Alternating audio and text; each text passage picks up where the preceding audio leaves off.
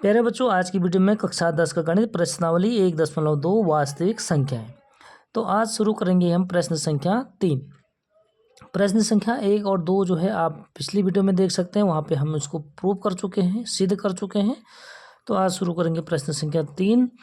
सिद्ध कीजिए कि निम्नलिखित संख्याएं अप्रमेय हैं। जब हमें अप्रमेय सिद्ध करना है तो हम उसको क्या कर लेते हैं, प्रमेय मान लेते हैं। ठीक है, तो अगर उसके अंदर प्रमेय की विशेषता नहीं होगी तो हम लिख सकते हैं कि वो क्या है, अप्रमेय है। ओके बच्चों, राइट। हल, इसके 3 पार्ट हैं, फर्स्ट पार्ट, दूसरा पार्ट, तीसरा पार्ट।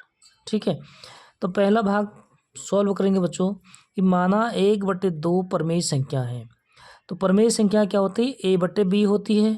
तो अगर मान लिया तो उसको मानना है, तो उस मानने के अनुसार क्या करेंगे, उस a/b के बराबर लिख देंगे। ठीक है, जहाँ a b क्या है बच्चों, पूर्णांक है, और a b सहभाज्य है। सहभाज्य मतलब a और b का कोई उभयनिष्ठ गुणनखंड नहीं होगा। ठीक है, प्रमेय है तो नहीं होगा। अगर उसमें उभयनिष्ठ गुणनखंड आ गया तो प्रमेय नहीं होगा, तो हम लिख सकते हैं कि अप्रमेय है। वही चीज़ हमें यहाँ पे सिद्ध करना है। ठीक है, तो आगे देखो बच्चों, इसको हम क्या करेंगे, गुणा भाग आप लोग जानते हैं क्या करते हैं, हम इसको क्रॉस मल्टीप्लाई कर देते हैं। ठीक है, क्रॉस गुणनखंड कर देते, गुणा कर देते हैं। ठीक है, तो b को 1 से गुणा करेंगे तो b, और √2 को a से गुणा करेंगे तो √2a। अब दोनों पक्षों का वर्ग कर देंगे। वर्ग क्यों करना होता है, क्योंकि ये √2 को हमें हटाना होता है यहाँ से। ठीक है, तो वर्ग कर दिया बच्चों तो b² हो जाएगा, और यहाँ का वर्ग कर देंगे तो √2 का तो √2 हो जाएगा, और a का हो जाएगा a²। ठीक है, वर्ग करने पे अब देखो यहाँ पे b² के अगर वर्ग कर दिया हमने तो 2 क्या हो गया यहाँ पे भाई, गुणनखंड हो गया।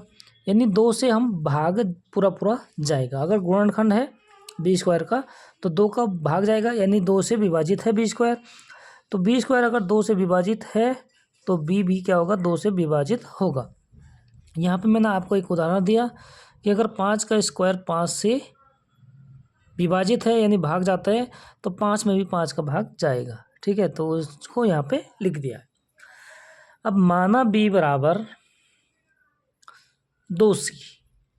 ठीक है, यहाँ पे देखो बच्चों, माना b बराबर 2c। भाई 2c ही क्यों माना, क्योंकि 2 क्यों माना, क्योंकि 2 क्या है, b का गुणनखंड है। 2 से विभाजित है तो 2 गुणनखंड है, तो इसलिए 2 को माना। 2 गुणनखंड है तो गुणनखंड में है, तो गुणनखंड में तो 2 के साथ तो अवश्य कोई गुणा होगा, तो उसको हमने c मान लिया। ठीक है, जहाँ c क्या है भाई, c क्या है यहाँ पे, एक पूर्णांक है। कुछ भी हो सकता है, 1 2 3 4 5 कुछ भी हो सकता है। ठीक है, अब हम क्या करेंगे बच्चों, b की जगह में b का मान रख देंगे। यानी b का मान कितना है, 2a का स्क्वायर। ठीक है, तो 2a²। ठीक है, किस में रखा हमने, b का मान रखा, b² का मान रखा हमने, और इधर भी क्या कर दिया, b का स्क्वायर कर दिया समीकरण 1 से। ठीक है, क्योंकि b कितना माना, 2c माना, तो 2c का भी स्क्वायर कर देंगे। यहाँ पे स्क्वायर है तो स्क्वायर कर दिया। क्लियर हो गया यहाँ तक। अब देखो क्लियर हो गया, तो इसको स्क्वायर कर देंगे तो 2 का स्क्वायर हो गया 4। 2 को इधर ले जा लेंगे।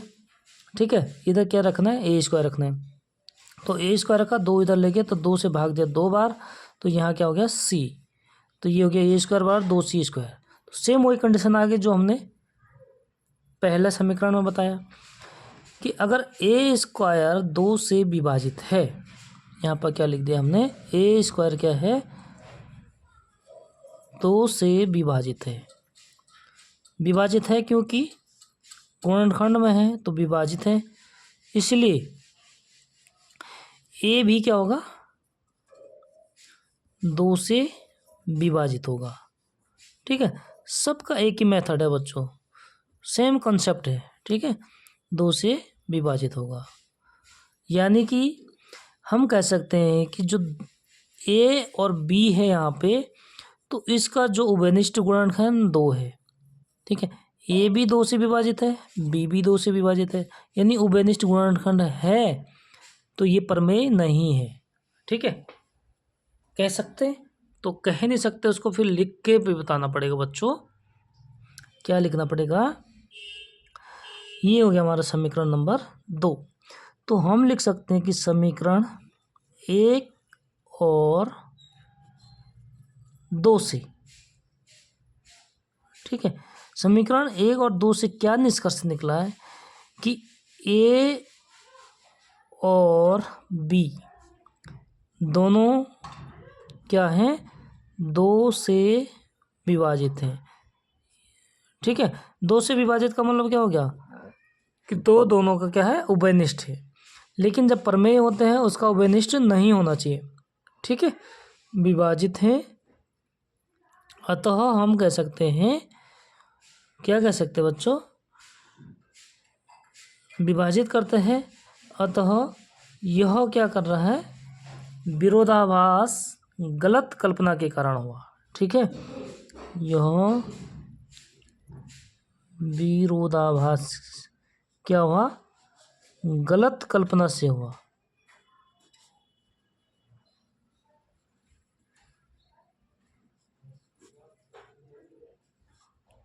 गलत कल्पना से क्या है, प्राप्त हुआ है। ठीक है, यानी जो हमने गलत कल्पना क्या किया था कि प्रमेय है तो विरोधाभास हो रहा। ठीक है, विरोधाभास क्यों हो रहा, क्योंकि हमने जो माना था वो तो हुआ नहीं, तो इससे प्राप्त होता है, तो इससे क्या होता है, हम कह सकते हैं प्राप्त हुआ है। इसलिए हम कह सकते हैं कि 1/2 √2 क्या है, एक अपरिमेय संख्या है। ठीक है, तो यही हमें क्या करना था बच्चों, प्रूव करना था।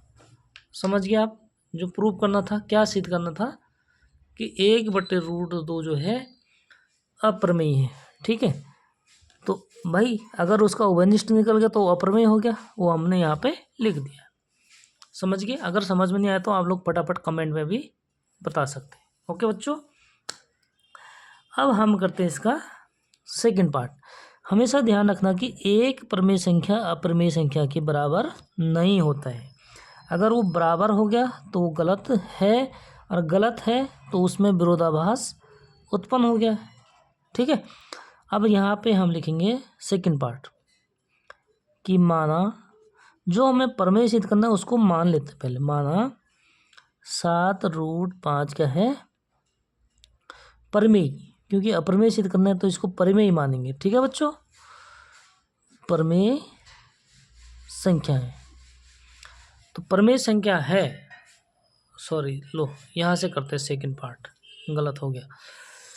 ठीक है बच्चों, हमें दे रखा कि 7√5 एक अप्रमेय संख्या है, तो हम उसको सबसे पहले जो चरण है, सब में यही मेथड है, कंसेप्ट है। ठीक है, कि माना 7√5 प्रमेय संख्या है, तो प्रमेय संख्या है, तो प्रमेय संख्या क्या होता है बच्चों,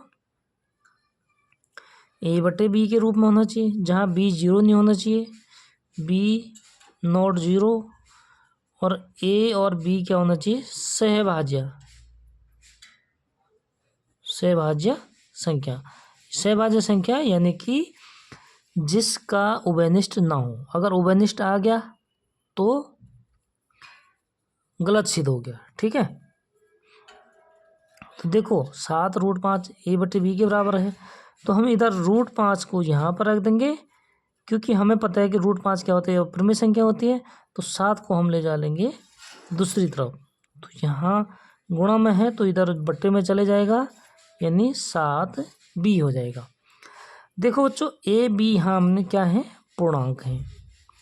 a और b क्या है, यहाँ पे पूर्णांक है। पूर्णांक क्यों है बच्चों, क्योंकि प्रमेय माना है तो वो जो है पूर्णांक होता है। ठीक है, तो ये क्या है, पूर्णांक है। अगर ये पूर्णांक है तो a/7b क्या हो जाएगी, तो a/7b एक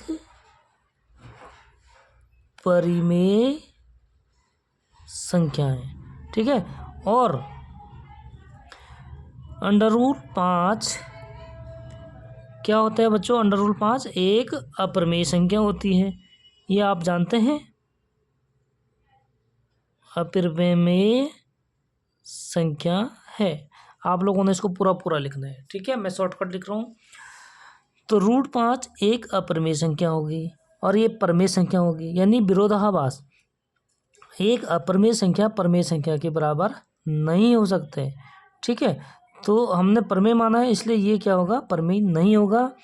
यानी कि क्या कह सकते हैं हम कि अंडर रूल 5a/7b के बराबर नहीं हो सकते। ठीक है, तो इसमें क्या विरोधाभास उत्पन्न हो रहा है, पैदा हो रहा, प्राप्त हो रहा है। ठीक है, तो हम लिख सकते हैं, क्या लिख सकते हैं बच्चों, कि यह विरोधाभास